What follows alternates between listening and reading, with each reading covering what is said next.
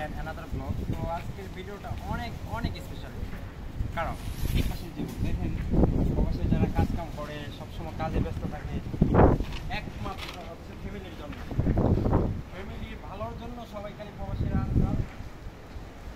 শুধু কষ্ট করে। কারণ একটা ওই দেখেন কষ্ট করতেছে, একদমই বুঝতে কেমন কষ্ট করতেছে দেখেন। আসলে প্রবাসের জীবনটাই অনেক কষ্ট, ফ্যামিলি ছাইরা সব কিছু ছাইরা তারপরে এই প্রবাস জীবনে কাজে ব্যস্ত, কর্মে ব্যস্ত, কেউ মানে ফ্রি তেমন হইতেছে না, মানে বেশি ডিউটি হইতেছে প্রায় লোকেরই।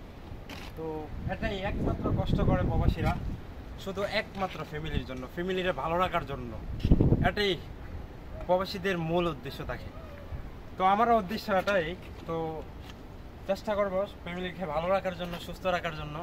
হইতে পারে নিজে পরিশ্রম করতে পারি, তো পরিশ্রম করতে হবে, সফল হইতে হবে।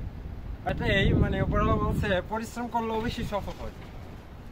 পরিশ্রম যদি করেন, পরিশ্রমের মাধ্যমে সফল হয়, পরিশ্রম ছাড়া সফল হওয়াটা সম্ভব না।